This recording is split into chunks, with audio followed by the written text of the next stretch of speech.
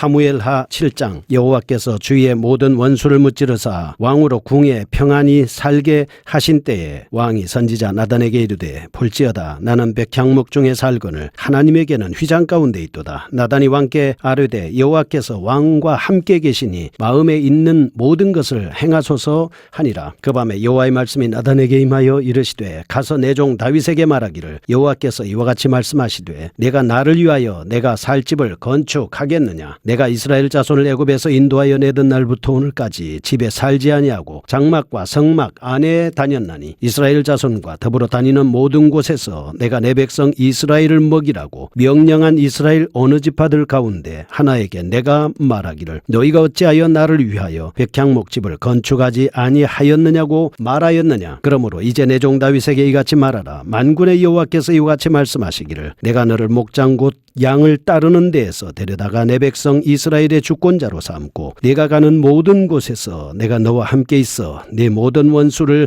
네 앞에서 멸하였은즉 땅에서 위대한 자들의 이름같이 내 이름을 위대하게 만들어 주리라. 내가 또 내 백성 이스라엘을 위하여 한 곳을 정하여 그를 심고 그를 거주하게 하고 다시 옮기지 못하게 하며 악한 종류로 전과 같이 그들을 해하지 못하게 하여 전에 내가 사사에게 명령하여 내 백성 이스라엘을 다스리던 때와 같이 아니하게 하고 너를 모든 원수에게서 벗어나 편히 쉬게 하리라. 여호와가 또 내게 이르노니 여호와가 너를 위하여 집을 짓고 내 수한이 차서 내 조상들과 함께 누울 때에 내가 내 몸에서 내 씨를 내 뒤에 세워 그의 나라를 견고하게 하리라. 그는 내 이름을 위하여 집을 건축할 것이요 나는 그의 나라 왕위를 영원히 견고하게 하리라. 나는 그에게 아버지가 되고 그는 내게 아들이 되리니 그가 만일 죄를 범하면 내가 사람의 매와 인생의 채찍으로 징계하려니와 내가 내 앞에서 물러나게 한 사울에게서 내 은총을 빼앗은 것처럼 그에게서 빼앗지는 아니하리라. 내 집과 내 나라가 내 앞에서 영원히 보존되고 내 왕위가 영원히 견고하리라 하셨다 하라. 나단이 이 모든 말씀들과 이 모든 계시대로 다윗에게 말하니라. 다윗 왕이 여호와 앞에 들어가 앉아서 이르되 주 여호와여 나는 누구이오며 내 집은 무엇이기에 나를 여기까지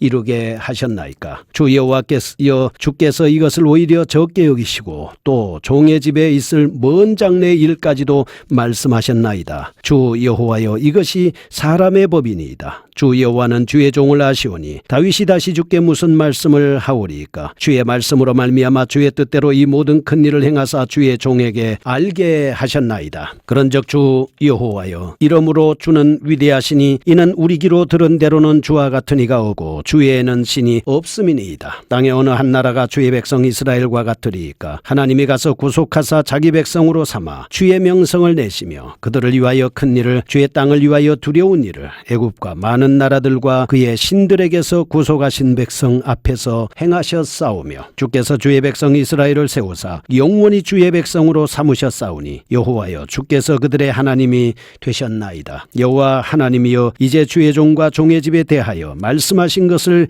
영원히 세우셨사오며 말씀하신 대로 행하사 사람이 영원히 주의 이름을 크게 높여 이르기를 만군의 여호와는 이스라엘의 하나님이라 하게 하옵시며 주의 종 다윗의 집이 주 앞에 견고하게 하옵소서. 만군의 여호와 이스라엘의 하나님이여 주의 종의 귀를 여시고 이르시기를 내가 너를 위하여 집을 세우리라 하셨으므로 주의 종이 이 기도로 주께 간구할 마음이 생겼나이다. 주 여호와여 오직 주는 하나님이시며 주의 말씀들이 참되시니이다. 주께서 이 좋은 것을 주의 종에게 말씀하셨사오니 이제 청하건대 종의 집에 복을 주사 주 앞에 영원히 있게 하옵소서. 주 여호와께서 말씀하셨사오니 주의 집이 영원히 복을 받게 하옵소서 하니라. 사무엘하 7장입니다. 6장은 다윗이 하나님의 언약궤를 예루살렘으로 옮겨오는 것을 살펴보았습니다. 그는 또한 언약궤를 안치할 수 있는 성전 짓는 것을 열망하고 있습니다. 1절에서 3절 어느 정도 사회 전반에 걸쳐 안정의 기틀이 놓여졌습니다. 다윗의 마음속에는 하나님의 성전을 건축하고자 하는 강한 열망이 솟구친 것입니다. 4절에서 7절 하나님께서는 나단 선지자를 통하여 아직 그때가 이르지 않았다라고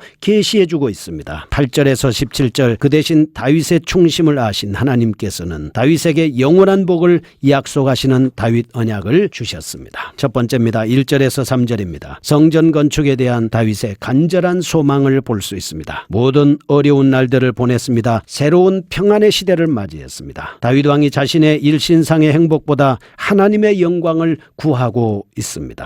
1절과 2절 고대광실의 높은 집에서 생활하고 있는 자신에 피하여 하나님에게는 천으로 쌓여있는 성막 속에 있음을 못내 안타까워하고 있습니다. 3절에 그리해서 그는 하나님의 집 곧 성전을 건축해야겠다고 결심을 했습니다. 자신의 생각을 선지자 나단과 의논했습니다. 우리는 여기서 다윗의 고귀한 신앙을 볼 수 있습니다. 첫째, 하나님의 영광을 위한 뜨거운 열심입니다. 하나님의 교회의 예루살렘 입성을 성공리에 끝낸 그는 여기에 만족하지 않습니다. 하나님의 영광이 온 나라에 충만히 드러나기를 바라는 마음으로 성전 건축에 대한 남다른 열심을 보여주고 있습니다. 둘째, 그는 변함없는 신앙 인격을 갖고 있습니다. 그는 권세를 잡으면 교만해져서 자신의 영화를 구하게 되는 어떤 보편적인 심성과는 달리 처음이나 마지막이나 어려울 때나 편안할 때나 쫓길 때나 정착해 있을 때나 한결같은 마음으로 겸손하게 하나님의 영광을 지금 구하고 있습니다. 이런 사실은 그가 언제 어디서든지 자기를 택하시고 인도하신 하나님의 사랑만큼은 결코 잊지 않고 그 사랑에 감격해서 하나님 앞에 보답해야 되겠다라고 하는 마음을 가지고 있는 것입니다. 우리는 여기서 오늘날 풍부한 물질 문명 속에서 평안히 거하고 있는 현대의 그리스도인들이 얻을 수 있는 교훈은 무엇입니까? 그것은 곧 우리 자신의 일신상의 부귀영화보다도 하나님의 영광이 그 가정과 교회와 사회 속에 나타나기를 간절히 소원하는 마음으로 열심히 하나님을 섬기고 봉사해야 한다는 것입니다. 어떤 환경이나 시기에도 하나님의 사랑을 늘 잊지 않고 변함없이 주를 위해서 열심을 품고 주님을 섬길 수 있는 이런 겸손한 자세가 여러분과 저에게 요구된다, 이렇게 볼 수 있습니다. 두 번째입니다. 성전 건축에 대한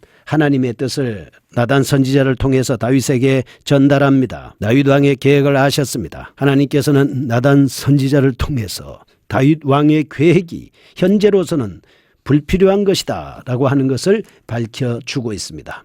내 열정이 아무리 크다 하더라도 하나님의 결정의 때는 따로 있는 것입니다. 첫째, 이스라엘이 출애굽 당시부터 오늘까지 하나님께서는 줄곧 천막에 거해 오셨다. 5절과 6절에 말씀합니다. 하나님의 일시적인 거처는 천막이나 집이나 상관이 없다는 말입니다. 하나님은 사람이 만든 집에 사시는 분이 아니라 온 세상이, 우주가 전부 다 하나님의 집이나 마찬가지인 것입니다. 왜냐하면 무한하신 하나님, 영이신 하나님께서 거하실 만한 곳은 사실 이 세상에 아무것도 없습니다. 장소가 하나님이 거하는 특별한 정해놓은 것이 아니라고 하는 것입니다. 따라서 하나님께서는 애굽의 신들처럼 화려한 궁궐을 요구하지 않습니다. 반면에 하나님께서는 택한 백성들의 마음속에 거하기를 원하고 있습니다. 너희 몸이 하나님의 성전인 것과 하나님의 성령이 너희 안에 계신 것을 알지 못하느냐, 고린도전서 3장 16절에 말씀하고 있습니다. 손으로 만든 집에 들어가기를 원하는 것이 아니라 여러분의 마음속에 하나님이 들어오시기를 원하고 있습니다. 하나님께서는 이처럼 스스로 낮아지셔서 이스라엘 백성들과 똑같이 천막에 거하시고 저들을 사랑으로 인도하고 계시는 이 사실을 이스라엘 백성들이 깨닫고 하나님을 참으로 저희들의 마음속에 모시기를 간절히 원하는 것입니다. 두 번째, 하나님께서는 아직까지 이스라엘의 어느 지파에게도 성전 건축을 명하신 적이 없습니다. 이런 까닭은 아무리 화려한 성전을 건축한다 하더라도 이스라엘 백성들의 마음이 보이지 않는 하나님보다 보이는 우상에게로 쏠린다면 그 성전은 아무 쓸데없는 것이 되고 말 것이기 때문입니다. 보이는 것보다도 보이지 않는 것을 더 중요시 하시는 하나님, 이런 의미에서 성전 건축은 아무 때나 해서는 안 되는 것입니다. 이스라엘 백성들이 하나님을 바로 알고 이방인들의 종교 사상으로부터 완전히 자유로울 수 있을 때 성전 건축이 이루어져야 하는 것입니다. 이런 관점에서 하나님께서는 결코 의식적인 종교를 원하지 않습니다. 예수 그리스도께서는 하나님은 영이시니 예배하는 자가 영과 진리로 예배할지니라 분명히 말씀해 주셨습니다. 셋째, 8절에서 17절입니다. 1절에서 7절은 하나님께서 성전 건축을 열망하는 다윗의 소원을 아직 그때가 이르지 않았음으로 인해서 유보해 주셨습니다. 그 대신 그 중심을 보시고 하나님께서 다윗에게 복을 약속합니다. 이것을 소위 다윗 언약이라고 말씀하고 있습니다. 8절에서 11절에 보면 다윗 당대의 안정과 이스라엘의 번영을 약속합니다. 둘째, 11절에서 17절은 다윗 왕이 후손들에 의해서 영원히 이어지는 왕조가 될 것이다 약속해 주셨습니다. 이런 언약 속에서 하나님께서는 영원히 다윗 왕과 그의 후손들을 버리지 않으실 것이다 라고 이렇게 약속해 주고 있습니다. 14절에서 16절 그들이 혹시 범죄한다고 할지라도 하나님께서는 그들을 징계하실지언정 버리지는 않으시겠다고 약속하신 것입니다. 이와 같은 하나님의 언약은 다윗 왕의 후손들이 태어나기 전에 다윗 왕과 약속하신 언약으로 하나님께서는 이 언약을 유다 역사를 통하여 예수 그리스도에 이르기까지 성실히 이행하셨다라고 하는 것을 우리는 영적인 진리, 대표의 원리를 발견할 수가 있습니다. 하나님께서는 다윗 한 사람의 믿음과 순종을 보셨습니다. 그의 나라와 허다한 후손들에게 복을 베푸시겠다고 약속하신 겁니다. 그런데 이와 같은 원리는 하늘의 미랄의 원리가 되어서 오늘 예수 그리스도의 은혜의 사역에도 그대로 적용되고 있습니다. 따라서 믿음의 세계에 있어서도 한 개인의 철저한 믿음과 순종이 다수에게 끼치는 영향과 효력이 얼마나 크고 중차대한 것인가를 안다면 여러분과 제가 오늘 하나님의 말씀과 그 뜻에 순종하는 자가 되어야 마땅하지 않겠습니까? 18절에서 29절 다윗은 감사기도하고 있습니다. 나단 선지자를 통하여 다윗 언약을 받은 다윗이 이제 마지막으로 하나님께 감사기도를 올립니다. 18절에서 22절 하나님께서 베푸신 은혜 언약에 대한 다윗이 감사기도합니다. 23절에서 24절 과거에 이스라엘에게 행하신 하나님의 기적적인 은혜에 대해서 고백합니다. 25절에서 29절 주의 약속하신 대로 이루어 주시기를 간절히 바라고 있습니다. 우리는 이와 같은 다윗 왕의 기도가 자기의 생각이나 감정에 따라 기도한 것이 아니라 철저하게 하나님의 언약의 말씀에 기초한 것임을 알 수가 있습니다. 1절에서 3절에서는 자기의 생각이나 감정의 일말의 미련조차 갖지 않고 오직 하나님의 말씀에 따라 하나님의 뜻이 이루어지기만을 간절히 구했던 것입니다. 이러한 그의 기도 자세, 그의 겸손한 인격에 바탕을 둔 것이었다. 이렇게 볼 수 있습니다. 25절, 27절에서 29절 그는 자기의 생각보다 하나님의 생각이 더 우월하며 자기의 감정보다 하나님의 뜻이 훨씬 고귀한 것임을 알고 인정했던 것입니다. 우리는 여기서 성도들이 지녀야 할 신앙의 참된 자세를 볼 수가 있습니다. 자기의 생각보다 하나님의 말씀을 소중히 여기는 말씀 중심의 신앙이 되어야 합니다.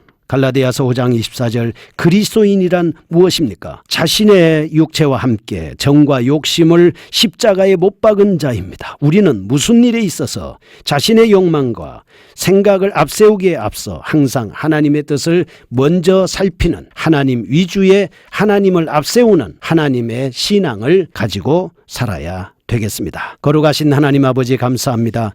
내 생각보다도 하나님의 생각에 순종하는 저희가 되게 하여 주옵소서. 예수님의 이름으로 기도합니다.